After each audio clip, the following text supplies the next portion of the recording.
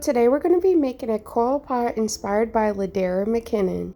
My name is LaDara McKinnon, a teaching artist at Clayworks in Charlotte, North Carolina. This video is presented by Clayworks in Charlotte, North Carolina, and sponsored by Culture Blocks, a community partnership between ASC, Charlotte Mecklenburg Library, Mecklenburg County Park and Recs, to bring arts and culture experiences closer to where residents live. Culture Blocks is funded by Mecklenburg County. What came in your kit is air-dried clay, acrylic paint, a skewer, and a paintbrush. What you will need from home: a workspace, a small dish of water, and items found around the house for texture. Hello! Finally making a video about my ceramic work. So I am an abstract artist based in Charlotte, North Carolina, and I'm also a ceramicist. I specialize in creating one-of-a-kind, vibrant abstract art that can be my paintings or my ceramic work.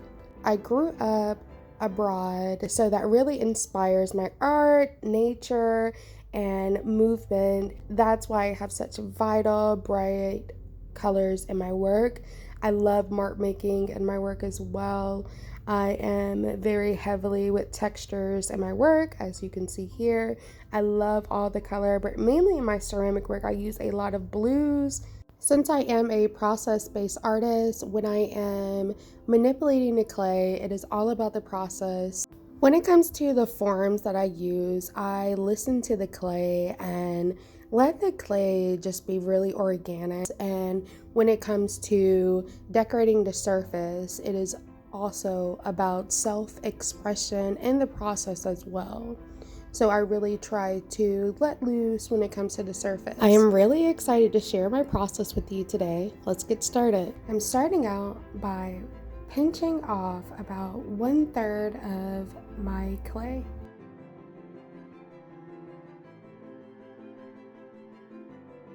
And then we're going to roll that 1/3 piece of clay into a ball to create a pinch pot. Pinch pot, a technique for putting your thumb in a ball of clay and pinching from the bottom up to create an opening in the clay.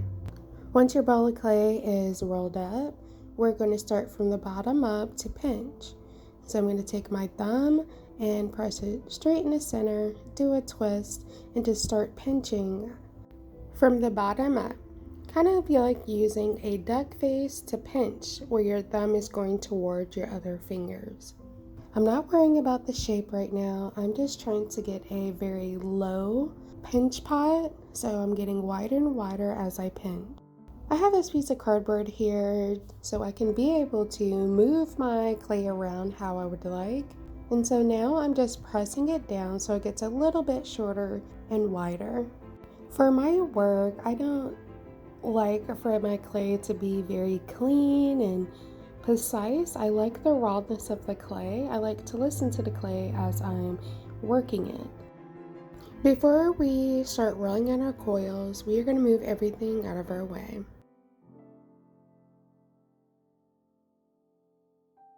Coil, a rolled out rope of clay like a worm or a snake. So now we're going to use this bigger chunk of clay to make some coils. And I am breaking down this big chunk of clay into strips. It makes it a little bit easier to roll. Then I'm going to squish it in my hand so I can just get the rotation of a coil. Roll it back and forth in your hand as if you were cold. Then you're going to roll it on a table starting from the center and working your way out, doing a full 360. And I'm going to continue the same process to the other two coils that I will create.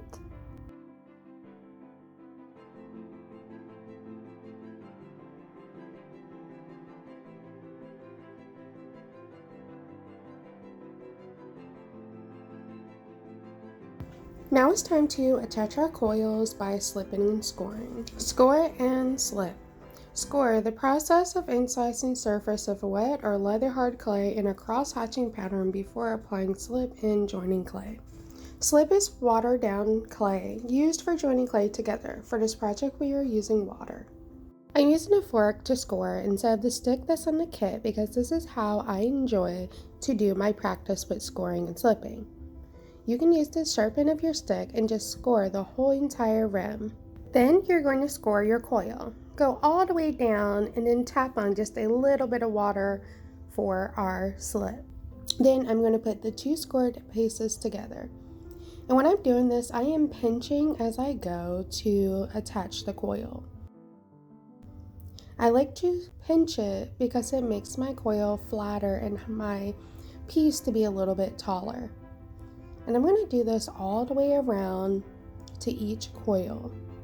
When you wrap your coil all the way around and you have extra coil left over, you just pinch it and it comes right off. And then you will start the next coil. The coil is a little bit overlapped in the inside, so you can see that pattern that happens. And I'm just going to continue to add the other two coils all the way around. Remembering trying not to stress about what your piece looks like. We are listening to the clay.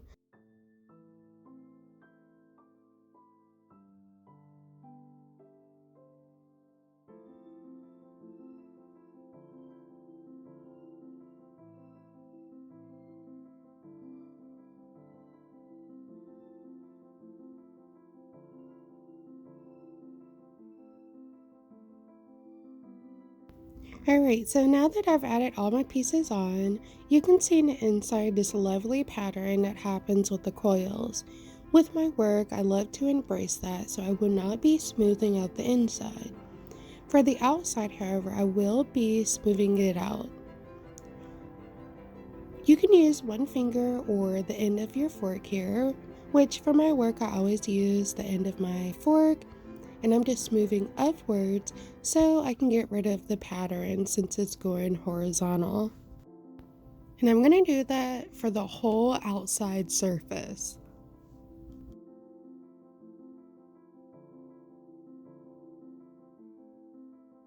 You can see here that it's pretty smooth, but I still love to have the texture on the outside, so when you touch the clay, it's not really smooth.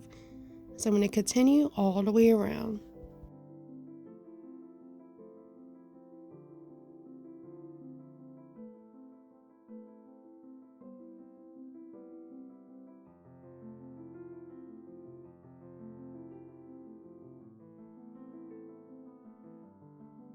Now that you have smoothed the outside, now you're going to take one finger and a little bit of water and smooth the rim. So this looks good so far, and now we're going to let this dry for about 24 hours. And so now we're going to try to take some inspiration from my art. You see that there is brush strokes, there's a light, medium, and dark. There's different types of brush marks. There's that little bit of pop of color with the red. For this project, I'm going to be using hot pink and orange because that's the type of colors I love to use in my paintings. And of course, I'm going to have blue and white. And this is about expressing yourself, not worrying too much about it, and having fun. So pick two colors that you absolutely love, and then you can add blue and white on it, how I will. Alright, so our piece is finally dry. We're going to start out by adding our nice vibrant colors first, which is going to be our vibrant orange and our hot pink, and we're just going to put that in different spots all over our pottery. I'm not thinking too much about this. I'm just putting it in different areas.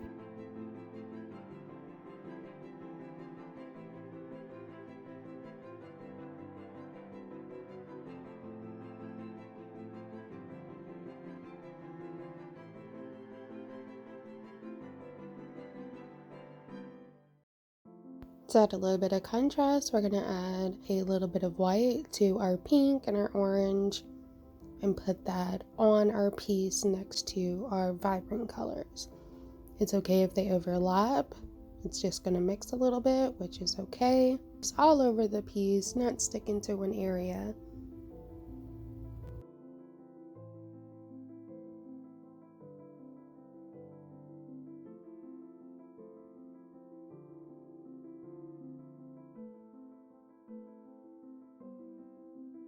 Alright, once you're done with the outside, you're going to do the same exact thing to the inside, adding your vibrant colors and adding a little bit of white to them on the inside.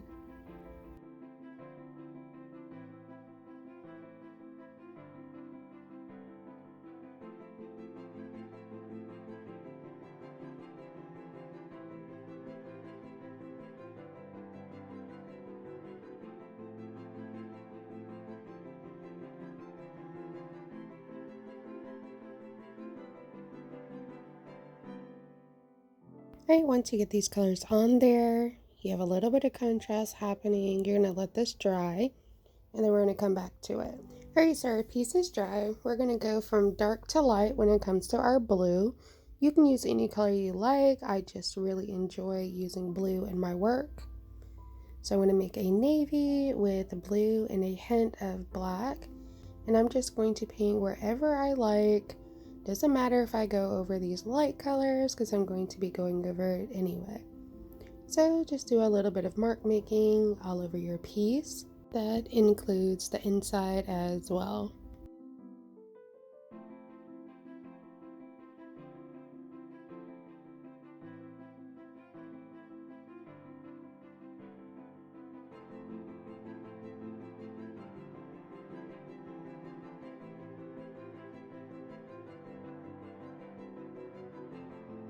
Next, we're going to go in with our medium blue, making sure we overlap on top of our navy a little bit, and also the other colors as well.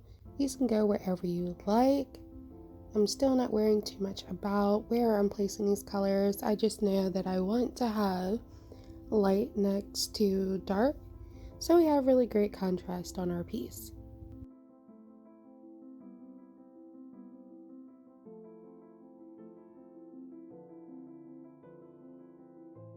Alright, once you're done with that medium tone, it's time to go in with your white.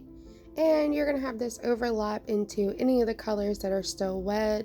It is okay. It's going to give us some nice texture and give some nice contrast. So I'm putting this everywhere.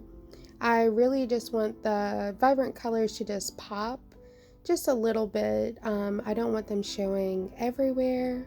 And remember to just move your brush in different directions so you can get a lot of movement.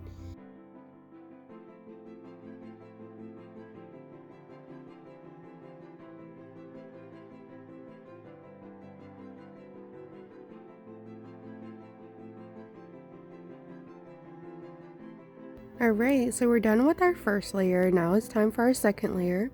And our second layer is when we add in the same colors again, but just being a little bit more precise on what we're doing. Where do we need a little bit more dark? Where do we need a little bit more light? Do I want more pops of color? And those kind of choices are up to you when you're creating. I'm very intuitive when I paint, so this is a part where I just go with where I feel like I need those colors at. So now that that layer is done, we're going to add a little bit of splatter. Since I love splatter, that's going to be the last thing you add if you add splatter to yours. It is watered down white paint. Make sure it's nice and chunky, but you want to be very liquid. So you're just going to tap your finger on your brush and it's going to go everywhere in the inside. You can also do this outside. But I love just that little splatter. I also love drips on my art, but I'm not going to do that on this piece. Usually I do a lot of carving inside of my artwork, but I didn't for this one because it is air dry clay. Add those finishing touches to the inside, and then we're going to work on the outside next. Since the inside is finished, we're going to work on the outside by adding our medium blue and our light blue and a little bit of white, and then little pops. So same process as the inside, we're going to do on the outside as well.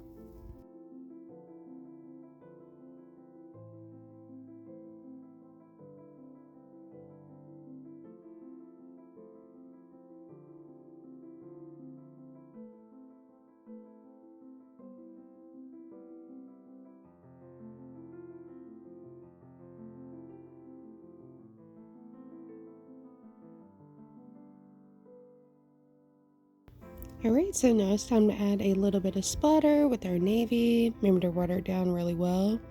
But we are going to let this dry a little bit before we actually sign the bottom. Alright, and our last step is to sign. I like to use the sharp end of my stick and just carve right into the bottom. Thank you for watching this video, and I hope that you enjoyed watching my process, and thank you to our partners.